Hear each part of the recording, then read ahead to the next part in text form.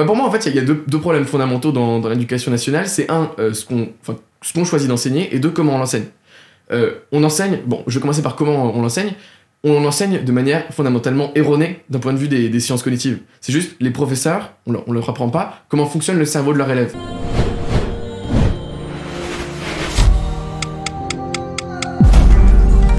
Ma motivation la plus forte dans ma vie, c'est que les gens ils osent réaliser leurs rêves. Je veux déclencher une révolution en remettant la méritocratie au cœur de notre société. Donc, si tu as envie de faire changer les choses, je pense que ça doit passer par l'entrepreneuriat. Quoi que tu dises, quelle que soit la phrase que tu dis, il y a un mec qui n'est pas d'accord.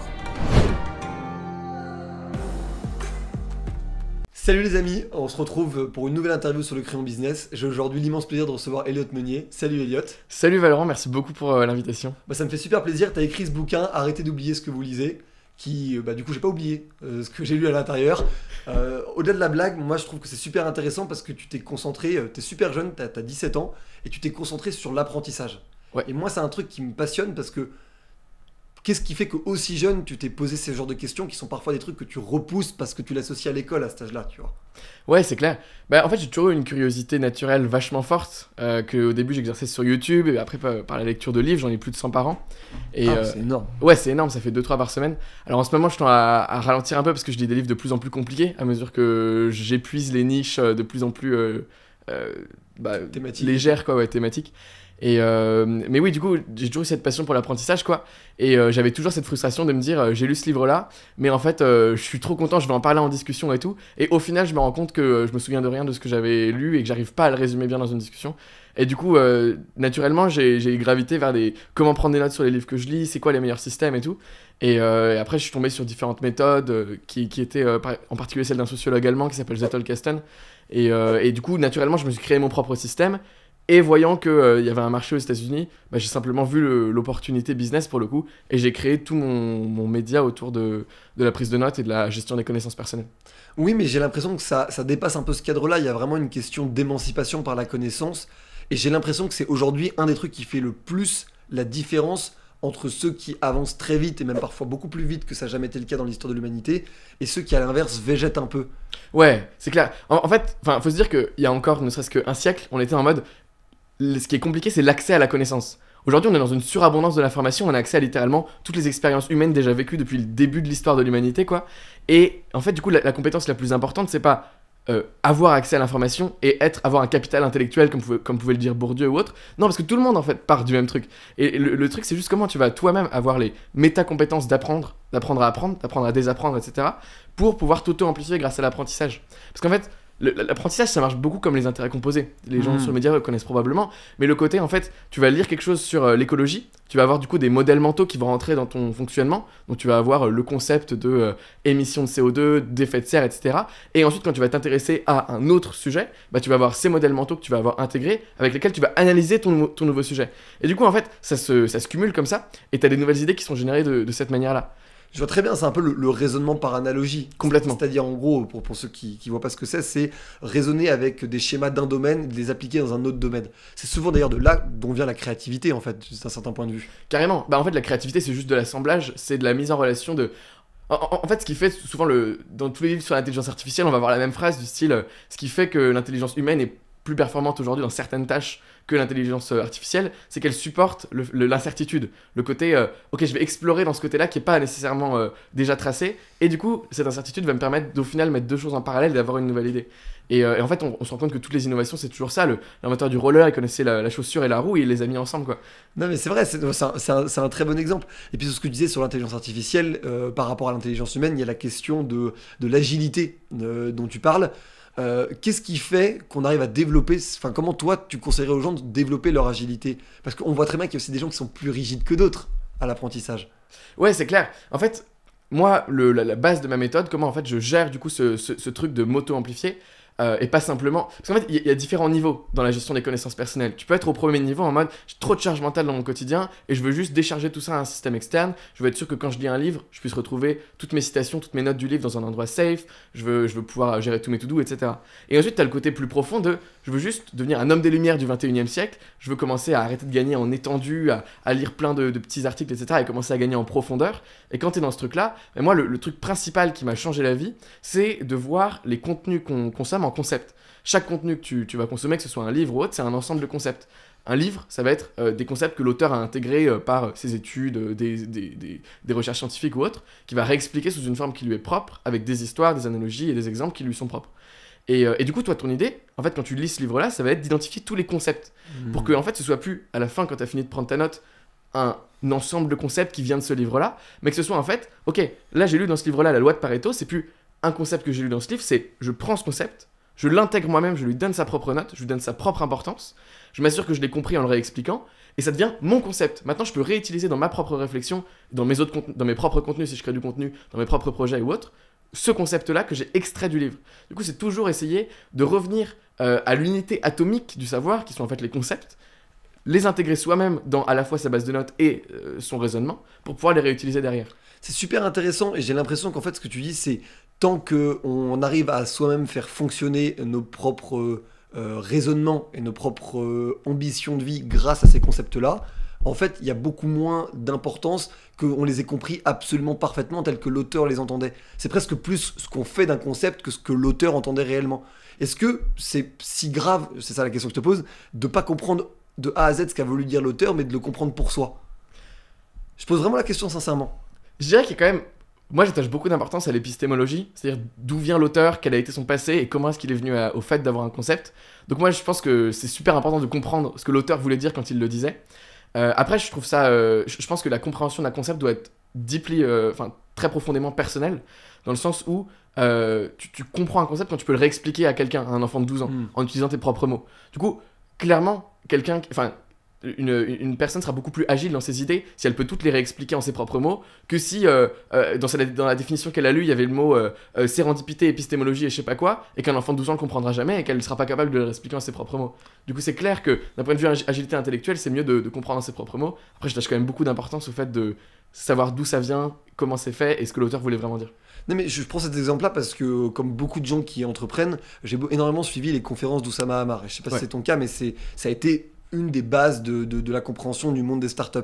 Et ce qui est intéressant, c'est que beaucoup de gens ont attaqué, il y a eu des vidéos assez récemment, Oussama Hamar sur le côté, certaines choses qu'il disait dans ses conférences étaient erronées historiquement.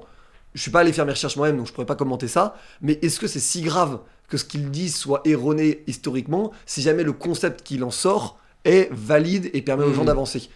Et c'est un peu, ça rejoint une des vidéos de Minute Papillon, je mettrai le lien en bio, qui s'appelle La théorie fallacieuse, ou qui pose la question de est-ce qu'un mensonge ou quelque chose de faux peut construire une vérité plus grande. Et lui prend l'exemple des religions en disant est-ce que le fait que Jésus soit le fils de Dieu est si important versus aimez-vous les uns les autres? Tu vois ce que je veux dire? Ouais, je vois ce que tu veux dire. J'avoue que j'ai pas trop d'avis sur ce sujet. Je pense que la pédagogie, c'est toujours des analogies, c'est toujours des concepts, etc. Et je pense qu'à partir du moment où tu arrives à faire ton point, parce que avant tout, Oussama Hamar, avant d'être un chercheur ou quoi que ce soit, qui se doit d'avoir une grande éthique intellectuelle, non, en réalité, c'est juste un pédagogue, quoi. Donc je pense que s'il a trouvé le concept qui t'a fait comprendre l'analogie qui t'a fait comprendre le concept, c'est pas grave, juste que... Allez pas l'embêter là-dessus, quoi, c'est pas sa bataille. Oui, mais c'est un peu ce que je me pose comme question beaucoup, parce que quand on explique des trucs, encore plus pour toi ou moi, on est plutôt dans des positions de vulgarisateur dans notre création de contenu. On a beaucoup cette question de quelle est la part de vérité absolue qu'on met dedans, versus celle de pouvoir couvrir un grand nombre de sujets. C'est très difficile de couvrir un grand nombre de sujets avec une aussi grande expertise. C'est celle où tu as une expertise profonde ou une expertise plus transversale, tu vois. C'est clair. Moi justement, typiquement là j'ai envie de prendre plus la parole sur l'écologie dans les mois et les années qui viennent. Du coup là je suis en période vraiment de construction, de profonde recherche et surtout pour le coup des informations que pour le grand public ça sert à rien de les mémoriser. Moi je les mémorise, par exemple la répartition des émissions de CO2 par secteur, les différentes formules de combustion, etc. Pour pouvoir en fait en parler comme ça et pouvoir ressortir les chiffres tout en qu'ils soient fact-checkés. du coup, je pense que sur tes sujets principaux, moi je trouve que c'est important d'avoir toute une base de concepts, etc. Et en tant qu'orateur, prendre le temps de, pour le coup, vraiment avoir une base solide. Mais je suis d'accord sur le côté connaissance en T, savoir plutôt qu'est-ce que telle personne dit dans les grandes lignes, et toujours ne jamais prendre la responsabilité. En fait, moi, tu vois, si on parle dans 2 secondes de politique, moi je pourrais te citer tel auteur qui a dit tel truc, mais je vais jamais prendre position moi-même, quoi. Je comprends. Et du coup, en fait, c'est la question même de la création de connaissances. À quel moment on crée une connaissance? Parce qu'elle n'a pas toujours existé. Enfin, tu vois, à quel moment on ajoute à tout ça, tu vois? Ouais, c'est clair. En fait, si tu regardes l'histoire de... Enfin, c'est hyper intéressant cette question de qu'est-ce que c'est la création, etc. C'est vraiment une question sincère parce qu'il y a les trucs de rupture. Donc, on explique l'intelligence artificielle aujourd'hui, on pouvait pas il y a 50 ans, par exemple, ou très peu. En revanche, il y a beaucoup de concepts humains qui ont peut-être déjà été faits. Qu'est-ce qu'on y rajoute et comment on rajoute quelque chose, tu vois? Moi, je pense qu'il y a... Ouais, effectivement, je trouve que je suis d'accord avec toi. Pour moi, il y a 2 parties à la question. C'est un peu... Moi, je suis vachement d'accord qu'il y a une sorte de télos, comme on l'appelle dans le milieu du bouddhisme, etc. Une sorte de pulsion évolutionnaire, dans le sens où, bah, en fait, tu regardes les niveaux de complexité, t'es en mode, au début, t'avais les atomes, et ensuite, t'avais des atomes et un petit truc en plus, et ça a donné les molécules. Personne ne sait expliquer ce que c'est ce truc en plus. Et à chaque fois que t'as un niveau de complexité, c'est toujours pareil. C'est en mode, t'as les molécules, et ensuite, t'as les cellules, et tu sais pas comment. Et je trouve que c'est pareil pour les niveaux de conscience de l'humanité. C'est en mode, à un moment, les lumières... Partout dans le monde, t'as des gens qui ont commencé à passer d'un point de vue ethnocentré à un point de vue mondocentré, avec des problématiques, des enjeux beaucoup plus humanitaires. Oui, des logiques universalistes. Exactement. Et puis du coup, il y a un moment où il y a eu un sorte de tipping point dans le système, où 30% de la population plus ou moins qui avait ce niveau de conscience-là, et c'est devenu le niveau de conscience dominant des sociétés occidentales. La Russie encore, Poutine est plutôt à un niveau rouge, très égocentré pour le coup. Mais du coup, voilà, tu vois ce sorte d'évolution, cette pulsion évolutionnaire. Et je trouve que c'est assez vrai en fait, même tu vois dans les vaccins, tu vas avoir pendant 1 an plein de gens qui vont essayer de synthétiser le même vaccin, et la même semaine, t'as 18 laboratoires à travers le monde qui vont au final arriver à la même recette en même temps. Et tu te dis putain ok, il y a quand même une sorte de pulsion évolution. Et c'est pas de l'ésotérisme, c'est juste, là je dis juste d'un point de vue empirique, c'est ça qui s'est passé dans l'histoire, tu vois. Ouais. Du coup je suis en mode, bah ok, il y a quand même une partie de création innée à l'univers dans la création justement de disruption absolue quoi. Et après, t'as le côté création de contenu, innovation, qui est pour moi, une invention, c'est simplement mettre deux éléments que t'avais entendus par le passé, que t'as intégrés dans tes modèles mentaux, ensemble, et du coup de créer un nouveau truc. Et après, l'innovation, ça va être l'entrepreneur qui va l'appliquer au marché, quoi. Vraiment, je différencierais ces 2 trucs-là, quoi. Je comprends très bien. Comme c'est ce que tu me disais en off, tu as même passé le bac cette année, franchement, je trouve ça me fume en vrai, tu vois. Quel est le rôle du professeur dans les années futures? Vu que quelqu'un comme toi, à 17 ans, t'es déjà du coup professeur, parce que tu formes des gens, c'est même quasiment ton métier principal. Complètement. Quel est le rôle du professeur dans les années à venir? Et pas seulement du professeur tel qu'on l'entend dans l'école ou à l'université. Quel est le rôle du professeur, presque philosophiquement, dans le futur qui va arriver? C'est une question très large. Comment toi tu vois ton rôle de professeur du coup, même déjà? Moi je vois beaucoup le rôle du professeur comme quelque chose de... En fait je pense que l'accès à l'information il est plus vertical maintenant, encore une fois, c'est plus le professeur qui détient et l'élève qui reçoit. Non, parce que l'élève en fait il y a aussi accès, tout le monde y a accès dans les mêmes dynamiques en fait. Moi je trouve que le professeur c'est un peu le même rôle que le guide. C'est en mode, il est un petit peu en avance que toi sur le chemin que tu veux mener, sur le fait d'apprendre tel ou tel sujet par exemple. Et du coup il va pouvoir te dire, bah voilà moi comment j'ai appris, voilà quelle ressource je te conseille, voici l'image moi qui m'a permis de comprendre ce concept là. Et il va donner ça à l'élève, et l'élève va pouvoir lui poser des questions parce que forcément il pourra réexpliquer en ses propres mots justement. Et du coup pour moi c'est vraiment ça le rôle du professeur, c'est d'être un guide dans le chemin de l'élève. Et simplement voilà, de lui conseiller parmi l'abondance de ressources qui existent, voici celles qui m'ont aidé et comment j'ai fait pour les apprendre. Après il y a le rôle évidemment du professeur dans l'éducation nationale qui je pense que est la question que tout le monde se pose. Moi j'ai un peu des grandes idées si je devais m'attaquer à cette problématique là. J'ai pas la réponse complète. Ouais, je comprends. Et puis en plus, c'est toujours difficile à nos âges d'attaquer frontalement des trucs alors qu'on n'a pas encore entamé la complexité totale du sujet, tu vois. Ouais, c'est clair. Moi, je me suis beaucoup intéressé aux écoles alternatives, au travail de la Khan Academy, etc. Enfin, je sais pas si tu veux qu'on rentre dans le sujet ou pas. Vas-y. Okay. Bah pour moi, en fait, il y a deux problèmes fondamentaux dans l'éducation nationale. C'est ce qu'on choisit d'enseigner, et 2, comment on l'enseigne. On enseigne, je vais commencer par comment on l'enseigne. On enseigne de manière fondamentalement erronée d'un point de vue des sciences cognitives. C'est juste, les professeurs, on leur apprend pas comment fonctionne le cerveau de leur élève. Du coup, ils sont là, en fait, pour lui faire apprendre, il faut qu'il recopie 100 fois la même copie, et à la fin, il la connaîtra. Parce qu'ils se disent, ouais, mais écrire, c'est mieux que taper. ok, c'est quoi les études qui le prouvent, c'est quoi les machins. Bon, en l'occurrence, ce truc-là est vrai, mais. Non, mais Et du coup, c'est un côté où les élèves, les profs font de leur mieux, mais ils ont aucune idée de comment fonctionne la consolidation mnésique. Enfin, 4 concepts de base que moi j'explique en 10 minutes dans une vidéo, tu vois. Rien que tu ferais regarder cette vidéo à tous les profs, enfin, ce serait mieux, quoi. Donc, il y a ce côté-là, il y a le côté comment est-ce qu'on transmet. Et ensuite, il y a le côté qu'est-ce qu'on transmet. Quelles sont aujourd'hui les métacompétences qui vont être utiles dans notre quotidien, sachant que c'est plus l'information qui est valorisée. Pourquoi est-ce qu'on veut faire du bourrage de crâne? Pourquoi est-ce qu'on... En fait, non. Du coup, moi, ce que je propose comme système d'éducation, c'est aujourd'hui, il y a genre, c'est un truc délirant, mais genre 80% des élèves en France qui ont un support numérique, une tablette ou un ordi. Du coup, c'est en mode, on profite de ce truc-là, on crée avec t'as à la fois les meilleurs experts des sujets et à la fois les meilleurs experts des théories cognitives qui se mettent ensemble et qui créent les meilleures plateformes d'apprentissage numérique. Du coup, tu peux aller en fait de la maternelle à maths sup, maths spé et plus loin, tu vois, en mathématiques par exemple. Et t'as un programme qui est super bien fait, qui comprend des flashcards, qui comprend des quiz, enfin tous les trucs qu'on sait aujourd'hui sur les sciences cognitives. Et tu donnes ça dès la maternelle à tout le monde. En mode, ok, bah voilà, t'as accès à toutes les matières que tu voudrais apprendre, les meilleurs programmes du monde, juste comme ça. Et du coup, tu mets la personne dans une classe et tu lui dis, ok, maintenant, à chaque fois que tu fais une leçon, t'as genre un nouveau point de compétence ou t'as une étoile en plus. Ton but à la fin de l'année, c'est d'avoir 50 étoiles et 5 minimum dans chaque matière. Comme ça, t'as une culture générale, comme on l'appelle, qui est quand même assez développée. Et une fois que tu fais ça, t'as pas d'évaluation sur ce truc-là. Les seules évaluations, c'est les étoiles. C'est le fait que, ok, t'as passé... T'es capable de le faire. Ouais. T'es capable de le faire. Et en fait, l'évaluation, la réelle évaluation, c'est que chaque semaine, t'as un projet avec des camarades. C'est-à-dire chaque semaine, tu dis aujourd'hui on avec va... les compétences que tu es censé avoir développées. C'est ça. Et du coup, chaque personne, en fait, t'en as un qui va être en 6ème, il va avoir le niveau maths spé, tu vois. Et t'en as un autre qui va avoir le niveau marketing extrême, tunnel de vente, tout le bordel. Et du coup, là, le sujet de la semaine, par exemple, ça va être créer un business model pour une startup.